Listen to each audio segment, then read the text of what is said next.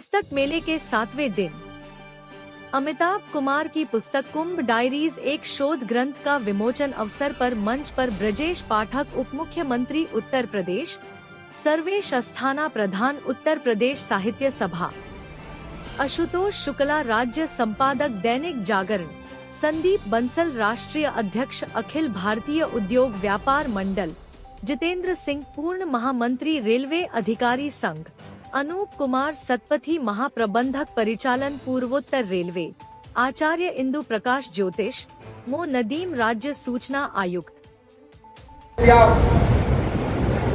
पढ़ेंगे वो research paper की तरह कुंभ होता क्यों है, नक्षत्रों की गति के कारण क्या स्थितियां उत्पन्न होती हैं, साइंटिफिक रीजन्स क्या है अंतरिक्ष में, हमारी भौगोलिक संरचना के साथ साथ हिंदू मिथोलॉजी में या भारतीय पद्धति में नक्षत्रों का क्या स्थान है और कुंभ की स्थितियां कैसे उत्पन्न हुई, समुद्र मंथन से लेकर के और अंत अखाड़ों तक, अखाड़ों के बाद उसका टूरिज्म पर क्या असर पड़ा है, होटल और रहने वालों पर अस्थायी नगर बनाने से लेकर के वहां की ट्रैफिक व्यवस्था से लेकर के सुरक्षा व्यवस्था से लेकर के कैसे कैसे सब कुछ इस पुस्तक में आपको मिल जाएगा। यानी यह पुस्तक आध्यात्मिक भी है, यह पुस्तक साइंटिफिक भी है और यह पुस्तक आधिकारिक दृष्टि से अधिकारियों को प्रबंधन के लिए क्या क्या करना पड़ता, सब कुछ एक समवेत एक पुस्तक में मुझे लगता है लगभग 342 पेजों की यह पुस्तक, बृहद पुस्तक आपके समझ आई है। इस पुस्तक के माध्यम से आने वाली पीढ़ियां और वर्तमान में जो कुंभ में नहीं जा पाए, जो महाकुंभ में स्नान करके पुण्य को नहीं प्राप्त कर पाए, मुझे लगता इस पुस्तक को पढ़ने के बाद, क्योंकि पाठक और लेखक का एक ऐसा रिश्ता है कि लेखक के बगैर पाठक नहीं हो, पाठक के बगैर लेखक नहीं। तो अमिताभ जी की पुस्तक पाठकों के लिए बहुत ही महत्वपूर्ण है। उत्तर प्रदेश सरकार में उप मुख्यमंत्री माननीय श्री पाठक जी, मंच पर आसीन सारे विद्वान गणमान्य साहित्य प्रेमी,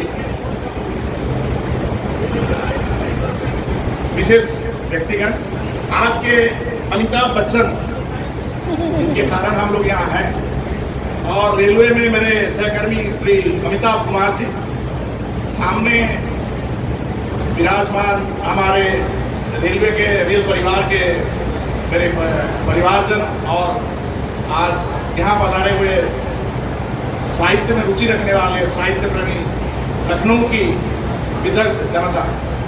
मैं सबसे पहले इसलिए माफी मांगूंगा कि मेरी हिंदी बहुत अच्छी नहीं है सर, मैं बोलने की कोशिश जरूर करूंगा। मैं एक ऐसे जगह में से आता हूं जहां पैदा होने के बाद आपको बांग्ला, उड़िया सीखना अनिवार्य होता है, थोड़ा बहुत हिंदी भी सीख लेते हैं और पढ़ाई के क्रम में थोड़ा बहुत अंग्रेजी भी हम लोग सीख लिए।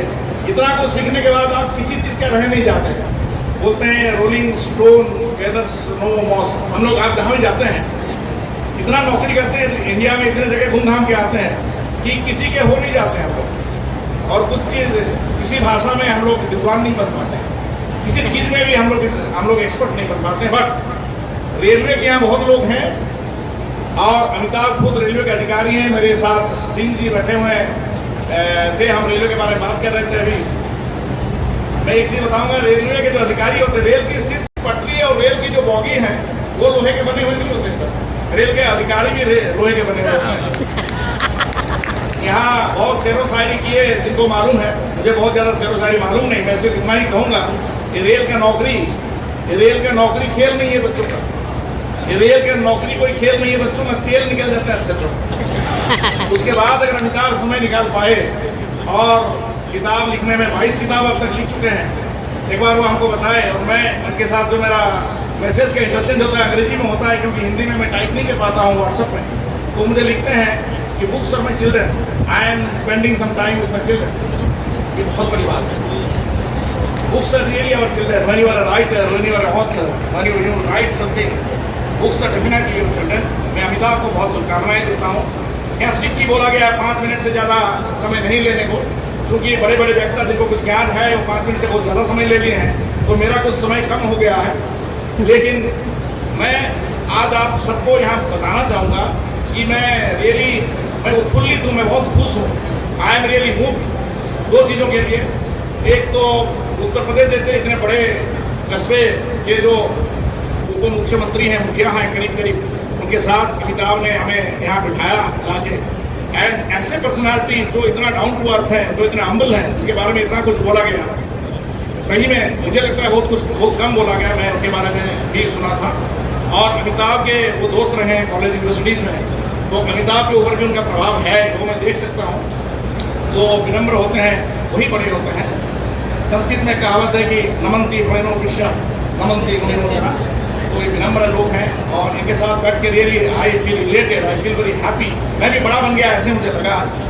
मैं आपको विश्वास दिलवाता हूँ कि रेल के परिचालन के नॉर्थ ईस्टर्न रेलवे के मुखिया होने के नाते रेल से संबंधित अगर आप उनका कोई इशू हो, परिचालन से संबंधित कोई इशू हो, हम सब लोग रेल परिवार के लोग आपका वो प्रॉब्लम सॉल्व करने की कोशिश करेंगे। आप सबसे आशीर्वाद की जरूरत है। माननीय उप मुख्यमंत्री जी से मैं रिक्वेस्ट कर रहा था, यहाँ रेल के अधिकारी भी हमारे बैठे हैं, बहुत सारे स्टेट में रेलवे और स्टेट का कोऑर्डिनेशन के लिए सर एक पोस्ट है कमिश्नर रेल कोऑर्डिनेशन। मैं यहाँ से जब वापस गोरखपुर जाऊँगा, मैं चाहूँगा कि हमारे जनरल मैनेजर के थ्रू हम भारत सरकार को ये अनुशंसा भेजें और सर से हमारी मदद की गुहार रहेगी कि यहाँ भी ऐसा एक पोस्ट क्रिएट करें तो लखनऊ में जो अमिताभ जैसे अधिकारी जिनका रहना जरूरी है, उनके लिए एक संभावना भी बन सके। और उस पोस्ट के कारण रेलवे और स्टेट गवर्नमेंट का जो कोऑर्डिनेशन है बहुत सुचारू होता है। उड़ीसा में, आंध्र प्रदेश में, बंगाल में, बहुत सारे स्टेट में पोस्ट है, तो यहाँ भी शायद हम उसके बारे में सोच सकते हैं। रेलवे में हम लोग को बहुत इन्वॉल्व होना पड़ता है। मैं डिप्टी सीएम साहब को के नज़र में लाना चाहूँगा सर कि स्टेट गवर्नमेंट में भी बहुत सारे ऑफिसर्स आप देखे होंगे और बहुत मेहनत से, लगन से आजकल काम करना पड़ता है। पर रेलवे में हमको हर पल लगता है ट्रेन पटरी के ऊपर गुजरने से पहले हमारे दिमाग में चलता है कितना इन्वॉल्वमेंट चाहिए। तो अगर कोऑर्डिनेशन बेटर होगा, परफॉर्मेंस भी बेटर होगा। भगवान कृष्ण गीता में जैसे कहे हैं कि सर्वधर्मान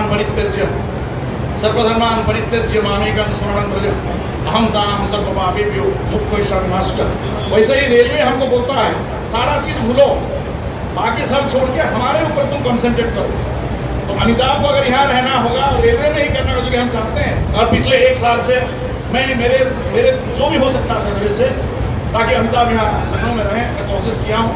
that modest effort will go on, और वो उसमें इन्वॉल्व रहेंगे, किताब लिखने में भी इन्वॉल्व रहेंगे। एंड हमको अपने साहित्य से, अपनी किताबों से, अपने ज्ञान से हमको वो और हमारा हित का साधन होता रहेगा और हम बड़े बनेंगे, सीखेंगे कुछ। इन कामनाओं के साथ मैं अमिताभ को तमाम शुभकामनाएं देता हूँ कि आगे का जीवन एज ए लेखक, as a writer and as a railway officer बहुत सुंदर हो, बहुत वो स्वस्थ रहें, लिखें और लिखने, पढ़ने, पढ़ाने